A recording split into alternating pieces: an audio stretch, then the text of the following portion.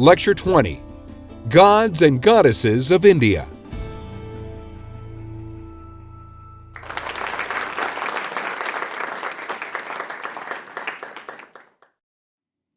In our last three lectures, we took a look at the way humans have viewed God over time. We looked at the ways in which human apprehension of God has changed over time.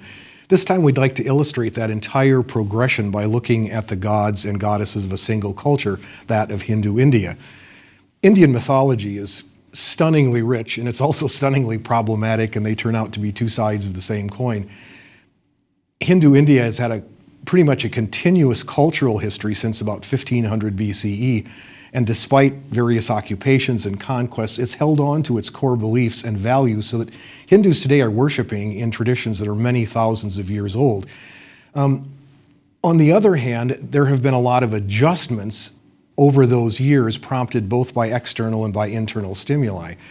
So it turns out there isn't anything like a final or orthodox version of anything. Hinduism is an amazing conglomeration of chance association and loose confederation and syncretism. It makes Hinduism anything but a unified religion or mythology. There are many versions of everything, and they all seem to tolerate one another within a loose framework. It's also complicated by the fact that both Buddhism and Jainism are Indian religions which grew out of Hinduism and then in turn influenced the mother religion. Both have their own body of myths which sometimes overlap and sometimes conflict with Hindu mythology. So what we'll be getting here is a kind of simplified version, a kind of primer of Hindu-Indian mythology. And I'll give you a couple of references along the way so that you can do some more work on this on your own if you'd like. The sources for Indian theology and mythology are likewise abundant and distributed widely over time. The oldest texts are the Vedas, and they were compilations of hymns to and about deities. The oldest one is the Rig Veda, which is a collection of over 1,000 hymns. The Vedas were not really written down till about 800 to 600 BCE, after the Aryans learned how to write. But the texts were so sacred that priests had been memorizing them word for word and passing them along for centuries. So the material is, of course, much older than that 600 to 800 to 600 time we have for the writing of these. Later on, then, a huge mass of secondary material grew up around those Vedas. The Brahmanas are a collection of priestly books which contain a lot of mythology, and they're also full of theological treatises. The Puranas are antiquarian books which are full of mythological lore. The Sutras are books on ritual which contain some myths themselves. And then the Upanishads are philosophical speculation which also contain a lot of mythological allusions. The secondary materials are helpful in many ways in explaining the Vedas, but by the time they were written, Hindus had moved some distance in the direction of classical Hinduism, so that by that time many of the myths were being retold or reinterpreted to match new insights and circumstances. And then in the classical period, we get the two great epic poems of India, the Ramayana and the Mahabharata, both of which are about incarnations of Vishnu, but in the process they tell a lot of other myths. Beneath the lowest layer of Aryan mythology is the mythology of those peoples who lived in the Indus Valley in cities like Harappa and Mohenjo-Daro before the coming of the Aryans. They were defeated and displaced by the Aryans in about 1500 BCE, and then they tended to move southward, where they're still known collectively as the Dravidians, and to this day they preserve some of the old culture and language. They didn't have writing, so we have only archaeological evidence, which, as we looked at back in Lecture 13, is really tricky to interpret without any context at all. It is possible that some later Hindu gods and goddesses came from this very early stratum of life in the Indus Valley. Seals that have been found at Harappa show gods with bull's horns sitting cross-legged and mother goddesses with plants growing from their wombs. Sometimes they're surrounded by animals, bulls, rams, deer, elephants, tigers, rhinoceroses, buffaloes, and sometimes serpents. Perhaps Shiva and his consorts may reach all the way back to this early agricultural religion, since many of these motifs show up later in their myths and cults. Southern India still has many towns worshiping goddesses that may be descendants of those figures, some of whom seem to be in art supervising human sacrifices, and there may have been some of that way, way back in history in the Indus Valley as well. By the time of the Vedas, the most important god in Hindu pantheon was Indra. He gets about 250 out of the hymns in the Rig Veda. We've already mentioned Indra in Lecture 18. The Aryans, when they moved in, were lighter skinned than the indigenous people, and they were also hard-drinking, horseback-riding warriors, and Indra turned out to be a lot like them. Soon after they settled in, the Aryans created their four-caste system. The top caste is the Brahmins or priestly class, and the second class are the warriors or rulers. The third class are the merchants and craftsmen, and the fourth are the untouchables. Probably originally they were the darker-skinned indigenous people who got pushed out. The upper three classes each had its own pantheon. The upper class gods were those of the Brahmin class, but the Brahmins were usually willing to ally themselves with the second class, the rulers and warriors, and so their gods got along pretty well, at least initially. By the time we get to the Vedas, Indra, who was a warrior god, was the king of the gods. He didn't quite start that way. Behind him, we have a succession of creator gods who, as we've seen in earlier lectures, tend, once they've managed creation, to retreat to the sky and to turn over their authority to others. In Indian myths, behind Indra, there's a certain Daios as a creator, and we remember that Sanskrit is an Indo-European language, so Daios is clearly related to the Latin word for God, Deus, or even to the name of the king of the gods in Greece, Zeus. There's also a certain Varuna, who's a god who maintains cosmic order, but by the time of the Vedas, both of those gods have been pretty much pensioned off, and the day-to-day running of things is handed over to younger gods, especially to Indra. How Indra gets to be the king of the gods is an interesting story in itself, and it should sound somewhat familiar to us. His father tries to kill him. Indra winds up killing his father and taking his father's thunderbolt. And in a story that sounds very much like the story of Uranus, Kronos, and Zeus in Greece. And then Indra wins his position, stabilizes his position by killing a dragon figure who has locked up all the water of the world, all of the clouds of the world, causing a huge drought on the earth. This story sounds so much like Marduk killing Tiamat that we've had in the Babylonian story that it's been suggested that there may be some direct connection of one of these stories on the other. There are, however, some uniquely Aryan details in this story. Indra fortifies himself for his great battle with his dragon by drinking enormous amounts of soma. Soma is a hallucinogenic drug which was used in Vedic sacrifice rituals. Sometimes it was also understood to be the elixir of the gods, like the nectar on Mount Olympus. He drinks so much of it that he swells to the size of 2 worlds.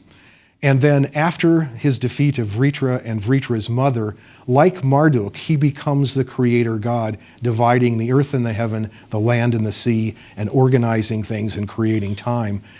He makes, in fact, it's a beautiful detail in this story, I think, is that he makes sunrise a special moment of creation, so that each sunrise every day for people is an axis mundi. It's a moment where we come back in contact with those original powers of creation. Once he was established on the throne, Indra spent much of his career fighting demons. There are lots of stories about battles with demons. Like Zeus, Indra was also a weather god who uses the thunderbolt as a weapon. And therefore, because he has the thunderbolt, he's also a god of rain, which makes him, like many other gods of his type, makes him a fertility god as well as a warrior. He also provided a kind of basis and sanction and justification for kingship among the Aryan ruling class. It's a great combination of virtues, but it didn't prevent him eventually from being put out to pasture. It's a complicated story, but what happened was, as the Brahmins gained greater control over religion, sacrifice and ritual became as important for maintaining the cosmos as fighting for it. Macho warriors like Indra got slowly pushed aside to make more room for gods of the Brahmin class in a way that didn't quite happen to Zeus and Marduk under similar circumstances. In a later version, in fact, of Indra's fight with Vritra, he wins not because he overwhelms him in hand-to-hand combat, but because gods and humans were offering sacrifices for him, and the sacrifices are what defeats the dragon, not Indra. In a story in one of the Puranas, we get to actually see Indra getting set aside. Vishnu tells his followers not to bother to worship Indra anymore since he's done for, he's passé, he's finished. Indra tries to retaliate and gets humiliated by the younger god, suggesting that his time has really passed. The whole story about this, the gradual replacement of warrior class gods by Brahmin class gods is a very interesting one. It's far more complicated than we have time for here, but let me suggest a couple of places that you might go look if you're interested in details. It is a good story. W. Norman Brown has an essay called Mythology of India, and Veronica Ions has a book called Indian Mythology, and one I particularly recommend, Jean Pouvel, has a book called Comparative Mythology, which does a very nice job of showing how the gods of the warrior class give way to the gods of the Brahmin class. What I want to do is, using those three books as our segue, I want to jump ahead to the point in developed classical Hinduism when the three most important gods are Brahma, Shiva, and Vishnu. Brahma came to be the creator god. He absorbed a lot of characteristics of creator gods before him, and there are many, many versions of how he creates the universe. In one, the Lord of the universe broods over an egg floating on cosmic waters for 1,000 years until a lotus springs from his navel. From the lotus springs Brahma, who then goes about creation. After a series of trials and errors, he eventually creates other immortal beings. In another story, he creates 4 sages to complete creation, but they get so absorbed in worshiping Vishnu that they lose track of what they're doing, and Brahma gets angry, and from his anger springs Rudra, the storm spirit who lives on the Himalayas, who later contributes something to the portrait of Shiva. In the Laws of Manu, which we looked at back in Lecture 10, Manu is the sage who survives the ending of one cosmos and the beginning of the next. And in that story, we remember Brahma appears as a great fish who warns him of the impending flood and then saves him from that flood. We also looked at a myth, a dismembered god myth of Purusha, out of whom the universe was created, and Purusha too came to be associated with Brahma. There are many, many stories of how Brahma is involved in the creation. Over time, as theologians and philosophers tended to think of creation in abstract rather than mythological terms, however, Brahma was downgraded and lost his pristine status. He's still the figure whose 100-year lifespan determines the lifespan of the cosmos, and whose 100-year sleep is the time till the next creation. But in classical Hinduism, he's clearly subordinate to the 2 principal gods, Shiva and Vishnu. Modern Hinduism, in fact, it's been said, is pretty much divided into those who worship Shiva and those who worship Vishnu, each one of whom has absorbed vast amounts of materials from the gods who preceded them. Both also have wives or consorts who have also absorbed a great deal from earlier goddesses. The names of both Shiva and Vishnu appear in the Rig Veda, but there's not much assurance that they have anything in common with the figures as they developed later. Shiva is the more difficult for Westerners to understand, at least for me, he's the more difficult to understand since he has such a paradoxical combination of attributes. He may actually be descended, as we said, from pre-Aryan agricultural gods, and he's also descended from Rudra, who's a Vedic god of storms whose home is in the Himalayas. And so he winds up with some very interesting characteristics, where in the Hindu pantheon, Brahma is the creator and Vishnu is the preserver, Shiva is the destroyer. But he's not just the destroyer, he's also the lord of the dance, and he's portrayed in sculpture with his 4 arms and 1 leg raised in a kind of cosmic dance of ecstatic creation. One of his symbols is the lingam, or the phallus, and one of his wife Parvati's symbols is the yoni, the female genitalia. So they're also generative principles, not just destructive ones. But he is still the one who produces the fires of dissolution that ends each cycle of the universe. He and Parvati, his consort, are kind of the eternal hippies of the pantheon. They camp out in desolate places like caves or the tops of mountains, or they even spend lots of time in cremation grounds with their loads of half-consumed human corpses haunted by jackals, witches, and demons. And in desolate places like these, Shiva meditates, his hair unkempt and knotted, his body smeared with ashes, practicing austerities and yoga that give him such fantastic power. Meditation and yoga of this sort came to be associated eventually with narcotic drugs, which were justified in the myths of Shiva and Parvati. She would prepare them for him, and many ascetics dedicated to Shiva's service use such drugs to achieve the final vision. Paradoxically, and everything is paradoxical in Hindu mythology, only those who are prepared by long years of discipline and austerities are ready for such drugs. So it isn't a matter of ordinary people finding a good, strong, hallucinogenic drug and then using it to find God. Shiva's meditations are extraordinary by any standard, and there's one myth about him that shows that. The gods learn that there is a demon that is so powerful that he will destroy everything, including the gods. None of the gods will be able to stand up against this demon. The gods also learn that the only hope they have is that if Shiva can be talked into having a son, that son can defeat the demon. The problem is twofold. One is that Shiva is mourning for his wife Sati, who had earlier immolated herself because her father had insulted Shiva. And secondly, Shiva is in the high Himalayas practicing meditation and austerities.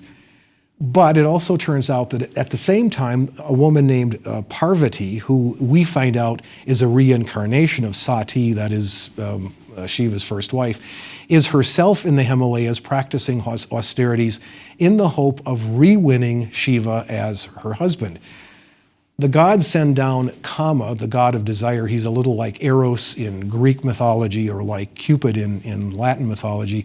Send down Kama with his feathered or his flowered arrow to shoot an arrow at Shiva. And if he can do it at some moment when he just catches a glimpse of Parvati, we'll see what happens. What happens is that he does glance up from his meditation, sees her, catches a glimpse. Kama launches his arrow at exactly the right moment, and everything happens according to plan. They fall in love, they are married, a boy is born, the universe is saved. Parvati herself is a composite goddess made up of qualities of many earlier goddesses, some of them perhaps older than the Aryan invasions, as is true of Shiva as well. She's a demon slayer herself, and in art she's often portrayed riding on a lion. She has many arms and she carries an arsenal of weapons in those arms. This side of her character is violent and demands blood sacrifice, and in this aspect she can be ruthless and violent. But like Shiva, she is also a disciplined ascetic. She wins her husband, we remember, by practicing austerities for 1,000 years, and the two together are the Lord and Lady of procreation, as we can tell from their symbols of the lingam and yoni. In one of her manifestations, she's called Devi, the goddess, and she's thus the feminine principle in Indian mythology called a Shakti. It's a feminine noun that means power. Every Indian god has his Shakti, without which he's powerless to act. Without a feminine side, he's mere potential, so that in important ways, the feminine is at least as important as the masculine in Indian mythology. Without his feminine side, a god has no effective power. Like Shiva, Parvati has her darker side, which is usually expressed as different manifestations of the goddess. Parvati as Durga is a warrior against demons, and she emerges from Parvati when Parvati becomes angry. We've run across this idea before. When Brahma gets angry, he manifests Rudra, who is his anger. It's an interesting idea. I'm Grant now, lecturing on world mythology, but in Indian mythology, if I got so angry that I started behaving like an entirely different person, I should be given a different name, a name for the manifestation, my manifestation, which is my anger. And this happens very frequently in Indian myths. Parvati, angry, becomes Durga, or even Kali, the Dark One. Kali is the goddess whose job is to destroy demons, but sometimes she can get so drunk with power and blood that she becomes capable of destroying the world. In one particularly interesting story, she has been slaying demons, and she gets so carried away with her power, with the ecstasy of victory, that she begins to dance, and she dances in such ecstasy that the earth eventually begins to rock. The gods get worried that the earth is in danger of being destroyed here. Shiva intercedes by lying down in front of her, so that as she continues to dance, she will have to dance on him. She doesn't even see him lying down there first, and she begins to dance on his body until she realizes in a kind of horror what it is that she's doing, and then she stops her dance and the world is saved once again. In Hindu mythology, Kali is a manifestation of Parvati and may look back to a time when the goddess, as maiden, as mother, as crone, was responsible for birth and fertility and death. As we've seen back in Lecture 11, the last age of the cosmic cycle, the Kali age, is named after her. So she's as complicated as her consort, Shiva. Both of them may have origins in the agricultural people who lived in Harappa and Mohenjo-Daro before the coming of the Aryans, but they are really complex figures. The most myth-friendly of the three great Hindu gods is Vishnu, the preserver. He's briefly mentioned in the Rig Veda, but by the time we get to classical Hinduism, there's little connection with the earlier god. Like Brahma and Shiva, he's absorbed a lot of qualities from other gods who preceded him, making him a great bundle of virtues and myths. All over India, there are shrines to gods who are thought of as manifestations of Vishnu. As the preserver, each time the balance of good and evil in the universe tips in the wrong direction, he incarnates himself, and he's known in mythology primarily through those incarnations, or as they're sometimes called, avatars. According to Indian myth, he's had 10 major incarnations and countless minor ones. The two most important of the incarnations were as Rama and as Krishna, and they are memorialized in the two great Indian epic poems, the Ramayana and the Mahabharata. I want to tell you just about one of his incarnations. This one is the one that's recorded in the Vishnu Purana, which comes from about the 6th century, and the Bhagavata Purana, which comes from maybe the 10th or 11th century. In the myth, Vishnu incarnates himself as Krishna to defeat a certain king Kamsa or Kansa, who threatens the stability of the earth itself. That's why Vishnu incarnates himself, is just for moments like this. He decides to be born of an upright couple, Devaka or Devaki, and her husband. King Kamsa is warned that Vishnu tends to be incarnated as one of the children of that couple, so he takes the couple, locks them in prison, and then kills each child as it's born. When Krishna is born, however, he puts the guards all to sleep and then has his father carry him as an infant to the country, where he's exchanged for an infant girl who was just born to some cowherds. The cowherds are named Nanda and Yasoda. They become very important in Indian mythology. King Kamsa tries to kill and then of course his father brings the little girl back and says, we had this girl. King Kamsa tries to kill the young girl anyway. He's looking for a boy, but he decides to kill the girl anyway. But she reveals herself as the goddess Devi and says it's too late. Vishnu has already been born anyway, and then she disappears back to heaven. Krishna, meanwhile, gets raised by cowherds, and they have no idea that they're raising an incarnation of Vishnu. They think that he's their biological son. King Kamsa, like Herod in the New Testament, orders the killing of all male children under a certain age, but he fails to kill Krishna, and so the story goes on. Even in his infancy, Krishna kills demons, he performs all manner of miraculous actions. He convinces the local cowherds to stop worshiping Indra, and when Indra retaliates by sending a great storm, the boy Krishna holds a mountain over the cowherds' heads like an umbrella until Indra gives up. As we mentioned earlier, this is one of those ways in which we can see Indra getting set aside.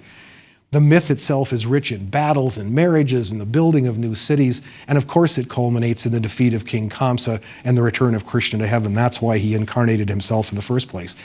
But the parts of the story that have engaged the most attention over the years are the youthful pranks played by Krishna. And then, really, really important, his relationship with the gopis, with the cowgirls, when he becomes a handsome and brilliant young man. In a famous episode, he comes upon a group of gopis bathing in a river. and he steals all their clothes. And then he takes their clothes and climbs up a tree. When they come out of the water, they realize their clothes are missing, and so they look for their clothes, and then he calls to them from the top of the tree where he has their clothes, and he makes them one by one come up to the tree, raising their arms as they come before they can have their clothing back. Nobody ever holds these things against Krishna because he is such a wonderful, lovable young boy, and all of the women are absolutely in love with him. In exchange for their clothing, he promises that he will dance with them. And some of the most beautiful moments in this story happen when he goes out at night into the middle of the forest and plays his flute. And all of the women hear that flute music and are drawn out to dance with him. And because of his marvelous power, each one of them thinks that she is the lucky one who is the only one getting to dance with Krishna himself. His favorite of all of the gopis, however, is Radha, and their story becomes one of the great love stories of India. It's full of yearning and passion and separation and consummation. Later, Indian poets turned it into one of the great bodies of erotic poetry in the world, and painters still continue to illustrate that story to this day. Since Krishna is really Vishnu, a religious turn was also given to that story so that Radha's yearning for Krishna becomes an allegory of the soul's yearning for union with God.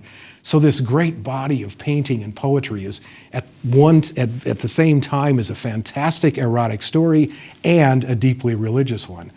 Again, if you want to pursue this further, there are two books that I really highly recommend that tell this story in beautiful detail. One of them is by W.G. Archer. It's called The Loves of Krishna in Indian Painting and Poetry. And the other one is Archer's edition of the poems of Vidyapati. Vidyapati was one of the classical poets who made the most of this beautiful love story. And both books are richly illustrated with Indian paintings. They make great reads. The last stage of the Indian biography of God corresponds to the last lecture, in which we called the last section The God Within. In India, theologians and philosophers came to believe that even Brahma and Shiva and Vishnu are mere manifestations of Brahman, an impersonal force that lies outside of any culture or history, but is the power behind everything, including the gods that we usually picture in more anthropomorphic ways. Leeming and Page, whom we've quoted earlier before, say this about this particular development in Indian mythology. Brahman is ineffable and unknowable beyond our comprehension, and yet Brahman is our reason for being. In terms of our biographical approach to God, Brahman is the most accurate picture we can hope to paint of the essence of God, as opposed to particularized cultural expressions of God. As such, Brahman can be said to be the power behind God's many cultural masks, whether Zeus, Osiris, Goddess, or the great Abrahamic God himself. If you'd like to pursue these ideas further, and this is really an interesting development of religious thought, if you'd like to pursue these ideas further, the best place to do so is to find a good translation of the Upanishads, the oldest of which date back to about 800 to 400 BCE. And here that idea that Brahman is the essence of everything, and everything else is simply a manifestation in some way of Brahman, is really put forward in very clear ways. In one of the translations, the translator named Juan Mascaro says this about this moment in the development of Indian thought. Brahman is the universe. God in his transcendence and immanence is also the spirit of man, the self, in everyone and in all, Atman. Thus, the momentous statement is made in the Upanishads that God must not be sought as something far away, separate from us, but rather as the very inmost of us, as the higher self in us, above the limitations of our little self. In rising to the best in us, we rise to the self in us, to Brahman, to God himself. That is where we ended our last lecture, and that is where we will end this one, our brief look at Hindu gods and goddesses. This also concludes our entire unit on gods and goddesses. I hope it's been suggestive of some further reading and some thought on your part. Next time we'll start a new unit on myths about heroes. We'll start with a definition of the hero according to mythographers, and also define the genre of heroic myth. And then we'll take off into some of the best and most exciting stories in the world. The first one that we'll look at is Gilgamesh, the early Sumerian poem. That we all start next time.